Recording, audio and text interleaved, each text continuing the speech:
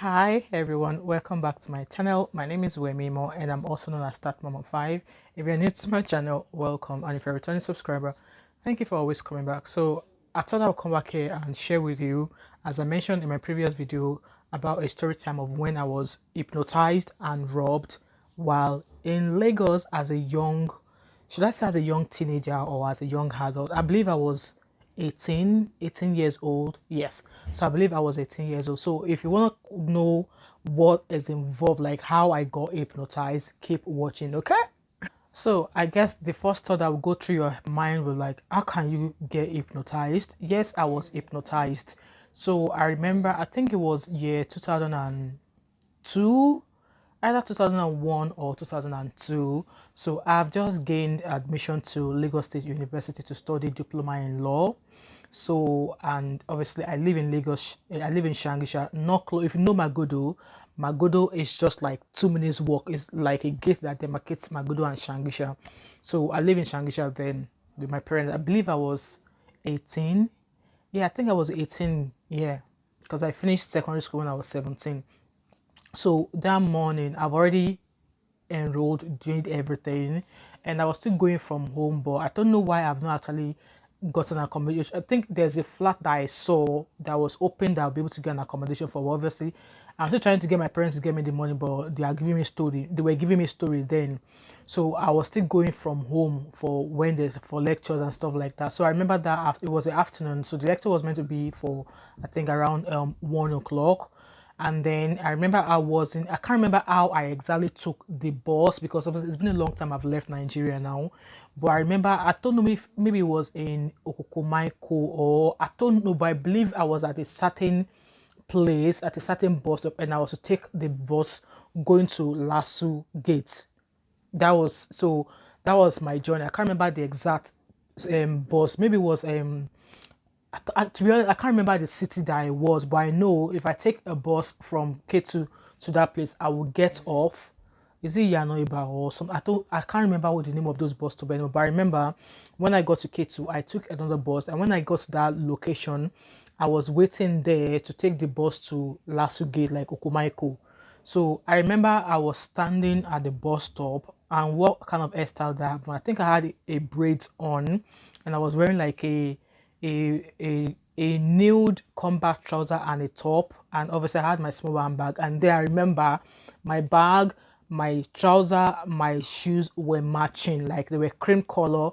So bag and shoes and trousers were matching. I've just got like a baby girl top, like a blouse on. So I remember I was waiting at the bus stop waiting for the bus, and I remembered somebody bumped into me, and immediately as somebody bumped into me, for me to turn, it felt as if somebody touched my hand. I felt somebody touched my hand, so immediately that person touched my hand, I just turned and I started following the person. Yeah, that was how quick it happened. I started following that person. It was a male. Looking back, it probably won't be more than between twenties, maybe in his late twenties or in his late twenties. So, I mean, yeah, like I said, someone bumped into me, and then I felt somebody hold my hand, and then I started following that person. There was nothing in me that asked me to scream. No, I didn't feel any of that at all. I remember this person walked. I was walking with like he was walking in front of me, and I was walking right behind him. So we're walking through the alleys. I think we walked for another 10 minutes into a bigger compound. And in the bigger compound, there was a flat. And in the flat, there were rooms. So I went in there. Up until I got there, I still did not know what I was doing. So when I got there, I met another three other boys. Like they were grown ups, and they were asking me what my name was. They were asking me where I was going. Like I was going to LASU. I'm a student. They were asking me where I lived. They asked me for my full name. They asked me for if I had parents and stuff like that. Like yes, I had parents, and they were like, okay, that now that they want me to go back home to go and bring all of my mom's jewelries, all the money I could find in our house, that I should go bring them. And that they gave me 2 hours. I should be back before 2 o'clock. That if I don't get back before 2 o'clock, that whatever happens to me, that I'm going to bear the brunt myself. Even at that, I was still not scared. I didn't feel scared or anything like that. I was just like, what's going on? So I did exactly as he told me. So I went back home. I remember getting home. my mom was sleeping in the living room. She was sleeping on the sofa in the living room. I came in, went into my wardrobe. I didn't find any of my mom's jewelry. Like, you can't steal from my mom. You can't steal from my mom. So I remember that I knew. So immediately I went home, I checked where I know my mom could keep stuff. I got there, I didn't find any jewelry. And you can't steal from my dad either.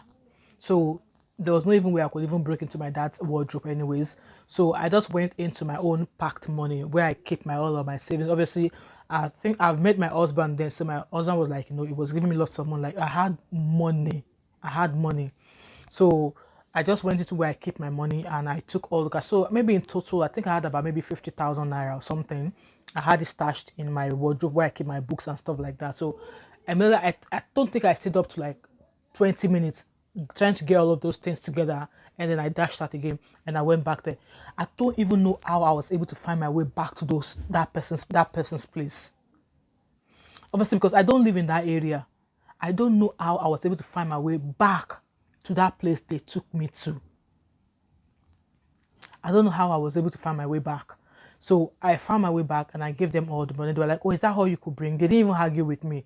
And they were like, now that you've brought this money here, if you ever mention to anybody that you did this, if you speak to anybody about what's happened here today, that my enemy will start coughing blood, that my enemy was going to die in 3 days and stuff like that. When I hear die, I started panicking, I started crying. They were like, hey, calm down.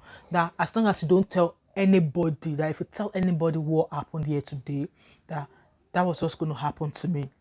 And that after I leave here, I should just go straight back home. And I should not go anywhere else. I should just go back home. If I tell you that it was not until after I left there and I got home that I started thinking in my head.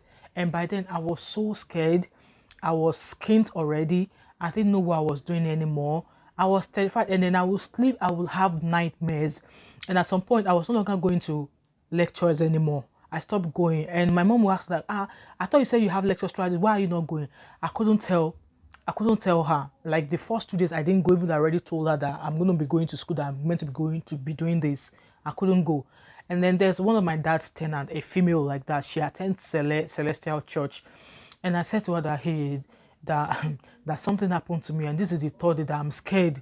She was like, what happened? They were like, I told her that they said that if I tell anybody that I was going to die, she was like, come. That I should look at her face, that I should come with her to church that night to their vigil, that the pastor will be able to pray for me, that nothing will happen to me, that I need to tell her what happened. I started crying, I started crying.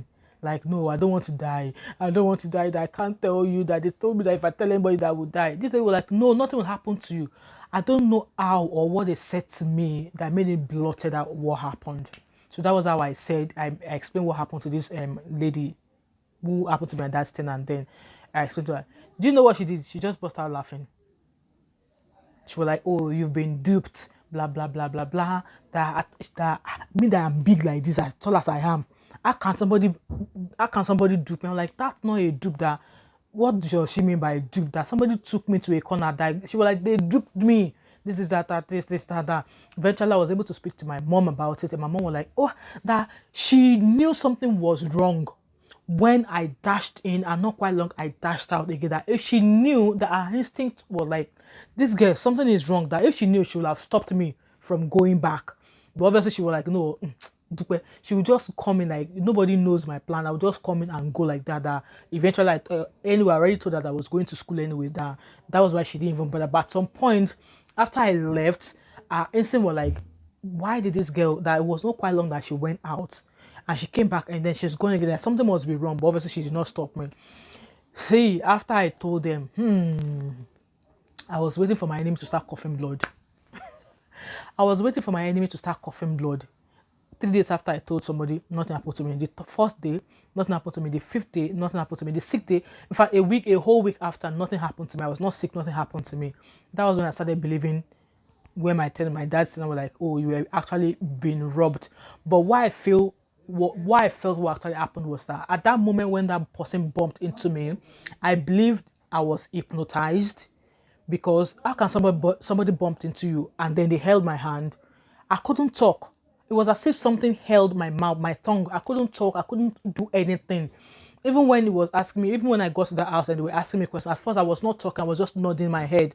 But at some point, when they asked me for my name, that was when I spoke. But throughout that time, when that boy walked me to that house until I got back home, I still did not have control of what I was doing. I did not have control of what I was doing. So that was how I believed that I was hypnotized. And why I've shared this story just brought me back to like how God saved me. And obviously with this case of young girls being kidnapped, young girls being, taken against their will. And obviously with the recent happening with Bamishe, that innocent girl that was killed on the BRT bus. Well, in this aspect, like I was like almost I could have been kidnapped as well. Something could have happened to my enemy. I mean, the way I've worked with that person and then I didn't come back, so anything could have happened to me. It's just me sharing this story just lets you know that it could happen to anybody, no matter how on guard you are.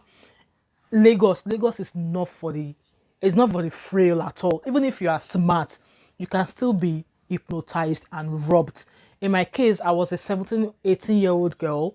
I was hypnotized and robbed. And actually, thinking back now, I'm actually thankful that they did not even kidnap me. I'm thankful that they allowed me go. They allowed me leave after they've already taken off the money and everything off me. They allowed me leave. I'm actually thankful because if something had happened to me, I probably wouldn't be here sharing the story with you.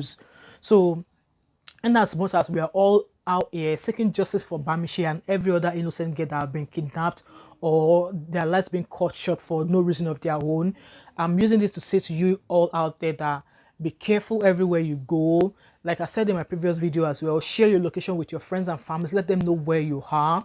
Don't travel late if you can avoid it, but if it's unavoidable, let your family know where you're, like keep them updated as to how you're progressing on their journey towards wherever you're going. And I just thought I'll come here and share my story because this world is tough. This world is getting, there's enough danger in the world to be walking recklessly. And for me, with my experience as well, I was not going to meet any boy. I was not going to meet any sugar daddy or anything like that. I was going to my place of study when this happened to me. So this kind of thing, it could happen to anybody. So I'm just using this opportunity to implore everybody, not even female alone, everybody out there, that you should remain on guard, be very, very vigilant. Watch my previous video where I shared the things you need to be doing when you are out and about, especially if you're taking the public transport, things that you should be doing to ensure your safety.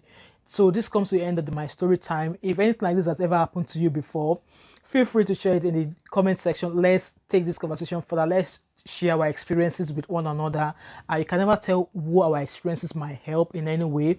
And don't forget to like, subscribe if you're yet to subscribe, and don't forget to share this video. And I hope to catch up with you in my next video. Bye.